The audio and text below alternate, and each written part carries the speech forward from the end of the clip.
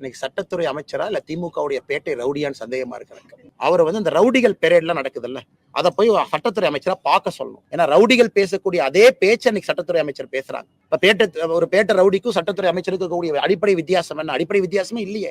அதே லாங்குவேஜ், அதே பதத்தை, அதே சொல் பதத்தை இவரும் பயன்படுத்துறாரு.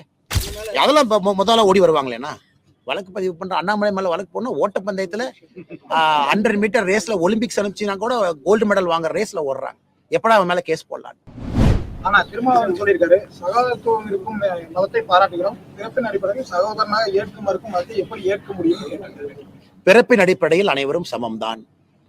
பிறப்பின் அடிப்படையில ஜாதிகள் இல்லை. பிறப்பின் அடிப்படையில எல்லாரும் சம்மதம் தான். அதான் எல்லாருக்குமான கொள்கை.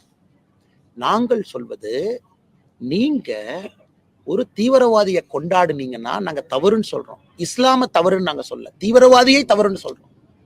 அதை எப்படி இவர் வந்து பிறப்பின் அடிப்படையில இப்படி அப்படின்னு சொல்லலாம்? அதனால இன்னைக்கு அண்ணன் திருமாவளவன் அவர்கள் சொல்லட்டும். காங்கிரஸ் கட்சி கூட்டணியில் இருக்கார், திமுக கூட்டணியில் இருக்கார், பாரதிய ஜனதா கட்சி. அண்ணன் திருமாவளவன் அவர்கள் மனசாட்சிப்படி சொல்லட்டும். இவரே தான் 2012 பாராளுமன்றத்துல காங்கிரஸ் திமுகவை எதிர்த்து இவர் தான் சண்டை போட்டார். என்சிஆர்டி டெக்ஸ்ட் புக்ல ஒரு கார்ட்டூன் இருந்துச்சு. அந்த கார்ட்டூன் எப்படின்னா, நேரு அவர்கள் கையில சவுக்கு, அம்பேத்கர் ஐயா அந்த அரசியலமைப்பு சட்டத்தை செஞ்சுட்டு இருக்கிறாங்க.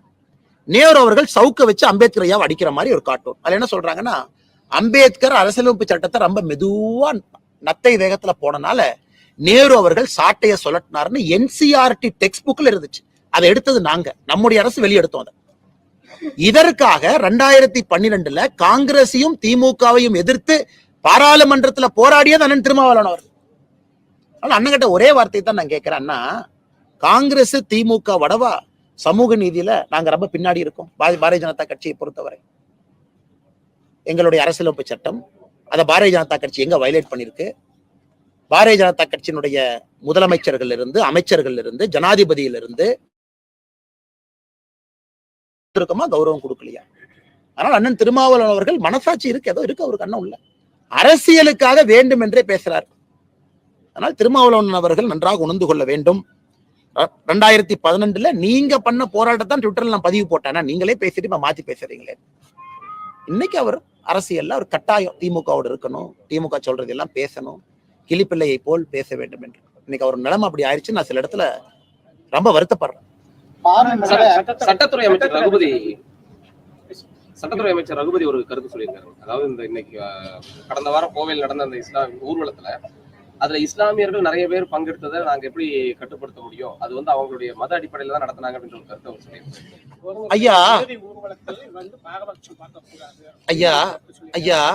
ஐயா இறுதி ஊர்வலம் பப்ளிக் ப்ரொசஷனா எதற்கு அரசு காவல்துறைக்கு அழுத்தம் கொடுத்து வேடிக்கை பார்த்து நில்லுங்க நீங்க சொல்றீங்க?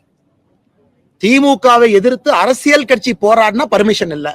பிஜேபிக்கு உதாரணத்துக்கு கூட்டம் சேர்றதுக்கு இல்ல, கைது. நான் நேத்த பத்தி சொல்லனா, சில இடத்துல கூட்டம் சேர்றதுக்கே அனுமதி இல்லை. 2 பேர் வந்தா கைது. இது தமிழகத்தில் நடக்கிற நிலைமை. ஆனா இங்க தீவிரவாதின்னு சொல்லி புதைக்கப்படுகின்றார்கள், விதைக்கப்படுகின்றார்கள்.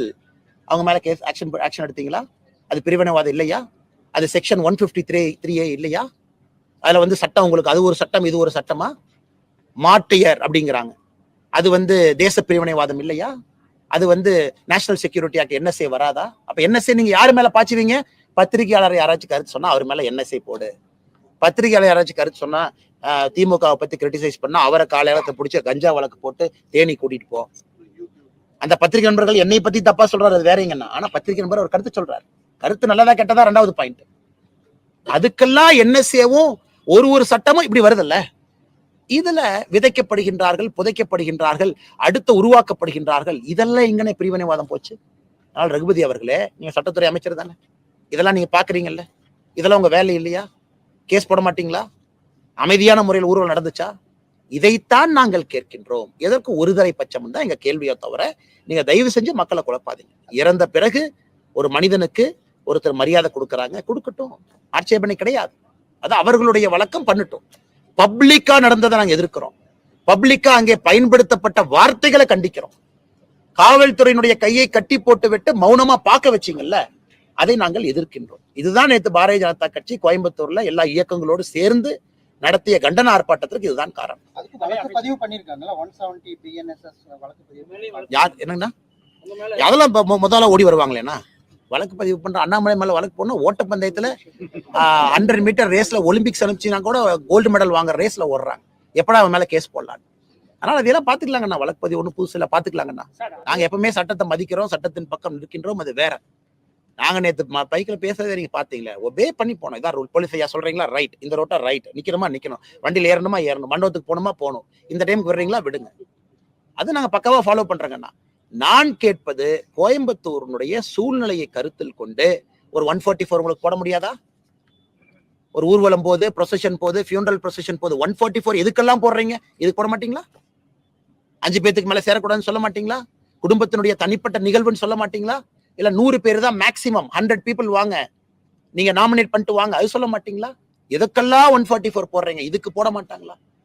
ஆனால் இன்னைக்கு தைரியமா சில அமைப்புகள் என் மேல போய் கம்ப்ளைண்ட் கொடுக்குறாங்க கமிஷனர்ட்ட. நான் ஏதோ பேசி மத கலவரத்தை உண்டு பண்ணிட்டேன். இன்னைக்கு தமிழக அரசியல்வாதியில எல்லா மதமும் சமம், எல்லாம் ஒன்னா இருப்போம் சொல்றது நான் தாங்க.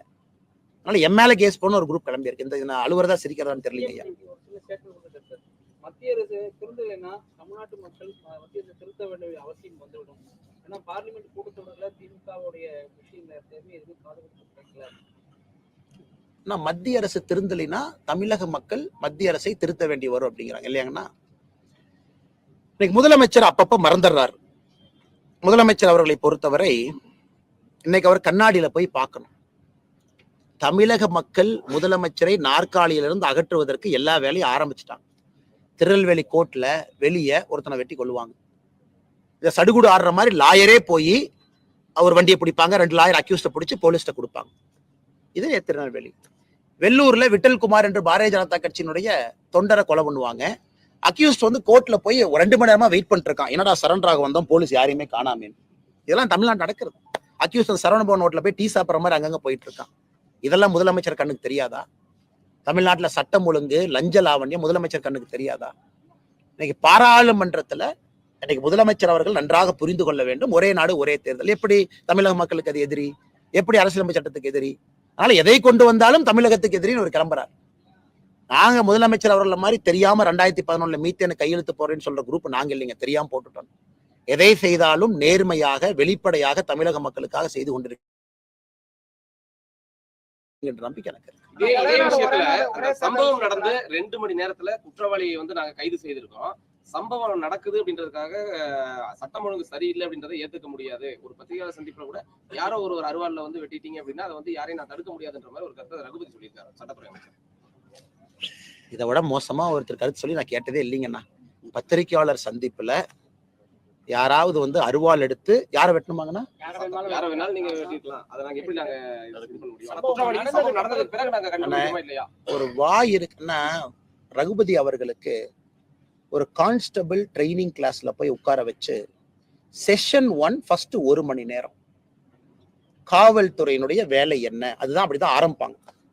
Prevention of crime, detection of crime, இதுதான் first lecture, first class, first speech. கான்ஸ்டபிளுக்கு நம்ம சொல்லிக் கொடுப்போம், தம்பி உங்க வேலை என்னன்னா குற்றத்தை தடுப்பது, பிரிவென்ஷன் ஆஃப் கிரைம். 80% தான் அவங்க வேலை. நைட்டு பெட்ரோல் போகணும், அக்யூஸ்ட கண்காணிக்கணும், ரவுடி யாரு ஜெயில இருந்து வந்திருக்கான்னு பார்க்கணும், அவன் வீட்டுக்கு போய் செக் பண்ணணும், அவன் தொழில் எங்க இருக்கான்னு பார்க்கணும், ரவுடி ரெஜிஸ்டர் ABC மெயின்டைன் பண்ணணும், மாசம் ரவுடி பரேட் நடத்தணும். இது ஃபர்ஸ்ட் வேலை. 20% டிடெக்ஷன் ஆஃப் கிரைம், குற்றம் நடந்ததுக்கு அப்புறம் போய் தூக்கிட்டு வா. அதனால் ரகுபதி அவர்களுக்கு அன்பான வேண்டுகோள், வண்டலூர்ல நம்முடைய தமிழக அரசு போலீஸ் துறையினுடைய ட்ரைனிங் சென்டர் இருக்கு. கான்ஸ்டபிள் அவர்களோடு அமர்ந்து முதல் கிளாஸ் 1 மணி நேரம் உட்கார்ந்து கவனிச்சுட்டு வந்து இது போன்ற பொன்னான வார்த்தைகள்லாம் அவர் சொல்லட்டும், அதுக்கப்புறம் நான் பதில் சொல்றேன். பாஜகவினர் எப்போதுமே ஆயுதங்கள் வைத்திருப்பார்கள்ன்றது எல்லாத்துக்குமே தெரியும் அப்படின்ற ஒரு கருத்தையும் அவர் சொல்லியிருக்காரு. யாருங்கண்ணா? சட்டத்துறை அமைச்சர். அண்ணா இன்னைக்கு சட்டத்துறை அமைச்சரா இல்ல திமுகவுடைய பேட்டை ரவுடியான்னு சந்தேகமா இருக்கு. ஏன்னா இந்த பொன் வார்த்தைகள்லாம் ஒரு சட்டத்துறை அமைச்சர் பேசுவதற்கு வாய்ப்பே இல்லை. பத்திரிகையாளர் சந்திப்புல வந்து வெட்டிடுவாங்க, இதெல்லாம் ஒரு பொறுப்பான ஒரு அமைச்சர் பேசுவாங்களா? ஒரு பேட்டை ரவுடி தான் பேசுவாங்க. இப்ப வருவாங்க ரவுடி, இப்ப வந்து உன்னை வெட்டுவாங்க என்னை வெட்டுவாங்க, இது பேட்டை ரவுடி பேசுறது. ஒரு பொறுப்பான பத்திரிகையாளர்கள் இருக்கக்கூடிய இடத்துல இதெல்லாம் பேசக்கூடாதுங்கன்னா. 2வது, பாரதிய ஜனதா கட்சி எப்பவுமே ஆயுதம் வச்சிருப்பாங்க. எந்த பாரதிய ஜனதா கட்சி எந்த ஆயுதத்தை வச்சு என்ன பண்ணாங்க? இதுல நடந்திருப்பது, வேலூர்ல நடந்திருப்பது உங்களுடைய திமுக பஞ்சாயத்து தலைவருடைய டிரைவர் பையன் ஃபேமிலி வந்து வெட்டியிருக்காங்க அவருடைய தூண்டுதல். அதான் கேஸே. இதான் கேஸே உங்க கட்சிக்கார மேலதான். பஞ்சாயத்துல இருக்கிற முறைகேட விட்டல்குமார் எதிர்த்தாரு, நீங்க வந்து தலையில ராட் அடிச்சு கொன்னுட்டீங்க. இதான் கேஸ். இதுல வெப்பன் வச்சிருந்தது யாரு? வெப்பன் வச்சிருந்தது நீங்க. ராடு வச்சிருந்தது யாரு? திமுக. ஆனால் ரகுபதி அவர்களுக்கு இன்னைக்கு நான் சொன்ன கருத்தை நான் மாத்திக்கிறேங்கன்னா, போலீஸ் ட்ரைனிங் இன்ஸ்டிடியூட்டுக்கு அனுப்பக்கூடாதுங்கன்னா, அவர் வந்து இந்த ரவுடிகள் பெரேட்லாம் நடக்குதுல்ல, அதை போய் சட்டத்துறை அமைச்சரா பார்க்க சொல்லணும். ரவுடிகள்லாம் எப்படி இருக்காங்க தமிழ்நாட்டுல, ரவுடி பெரேட் நீங்களும் போய் கமிஷனரோட உட்காந்து சேர் போட்டு உட்காந்து ரவுடிகள் எப்படி பேசுறாங்கன்னு பாருங்க. ஏன்னா ரவுடிகள் பேசக்கூடிய அதே பேச்சு அன்னைக்கு சட்டத்துறை அமைச்சர் பேசுறாங்க. இப்ப ஒரு பேட்ட ரவுடிக்கும் சட்டத்துறை அமைச்சருக்கு இருக்கக்கூடிய அடிப்படை வித்தியாசம் என்ன? அடிப்படை வித்தியாசமே இல்லையே. அதே லாங்குவேஜ், அதே பதத்தை, அதே சொல் பதத்தை இவரும் பயன்படுத்துறாரு. 2026 சட்டசபை தேர்தல்ல 200 தொகுதிக்கு மேல ஜெயிச்சு காட்டுவோம் அப்படின்னு முதல்வர் சொல்லியிருக்காரு. தமிழ்நாட்டிலயா, இந்தியாலயா, பங்களாதேஷ்லயா, பாகிஸ்தான்லயா? தமிழ்நாட்டுக்குள்ளயானே? ஓகே. நான் முதலமைச்சர் அவர் அப்பப்ப மறந்து வர்றேன். அதாவது உலகம் ஃபுல்லா 200. இவங்க தான் திராவிட மாடல் அரசு யூரோப்புக்கு போயிருச்சு, ஆஸ்திரேலியாவுக்கு போயிருச்சு, நியூசிலாந்துக்கு போயிருச்சுங்கிறாங்க.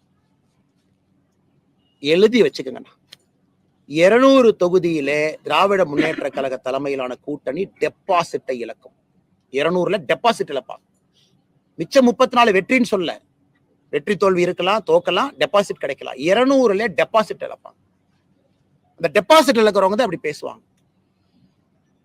எனக்கு வந்து 200 சொல்லிட்டாங்க, நான் ஈரோடு வந்து களத்தை பார்த்தேன், ஈரோட பார்த்தோன்னே 205ன்னு தோணுது. நாளைக்கு கோயம்புத்தூர் வரும்போது சொல்லுவார், நான் இப்ப 220 மாத்திக்கிறேன். எனக்கு ஒரே வேண்டுகோள் முதலமைச்சருக்கு, ஐயா 234 தாண்டி போயிடாதீங்க, 234 தான் இருக்கு. அதாவது பேச்சுவாக்குல 300 350 போயிடாதீங்க, 200க்குள்ளேயே சுத்திட்டு இருங்க. நன்றி அண்ணன். நாடாளுமன்றத்தில் சட்டம் நிறைவேற்றினால் நான் நீதிமன்றத்தை நாடுவேன்னு சொல்லி சுப்பிரமணிய சாமி சொல்லியிருக்காரு. பாஜக என்ன உங்களுக்கு ஒருத்தர் அண்ணே, சுப்பிரமணிய சாமி ஐயாவை பொறுத்தவரை நான் எப்பவுமே ஒரு வயதையும் அனுபவத்தையும் மதிக்கக்கூடிய ஒரு மனிதன். மோடி அவர்கள் மீது இருக்கக்கூடிய காழ்ப்புணர்ச்சி நாட்டுக்கு எதிரான காழ்ப்புணர்ச்சியாக மாறக்கூடாது என்பது ஐயா அவர்களுக்கு நான் வைக்கக்கூடிய அன்பான வேண்டும். உள்ளாட்சி தேர்தல் இப்போதைக்கு நடத்த முடியும் சொல்லி வார்டு மறுவரைக்கு பிறகுதான் நடத்த முடியும் கடைசியா முதுகுளத்தூர்ல நேற்று வந்து வாரச்சந்தை ஏலம் நடந்திருக்கு. அந்த ஏலத்தை எடுக்கிறதுக்கு திமுக சண்டை, அடிதடி சண்டை நடந்தது. அண்ணே, எங்கனே சண்டை நடக்காம இருக்கு? நீங்க புதுசா ஒரு கேள்வி கேக்குறீங்க. கோட்டர் ஷேர் பண்றதுல இது, டாஸ்மார்க்ல சண்டை, முட்டையை பிரிக்கிறது சண்டை. திருநெல்வேலி கோர்ட்ல சண்டை எதுக்குன்னு? திருநெல்வேலி கோர்ட்ல வெட்டினாங்களே, என்ன கேஸ்னு? அது ஆட்டை திருடி ஒருத்தர் விற்கிறான், அதான் கேஸ்.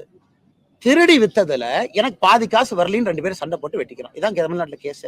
அதனால திமுக காரங்க எல்லா இடத்துலயும் சண்டை போடுறாங்க, புதுசா இது இல்லைங்கன்னு.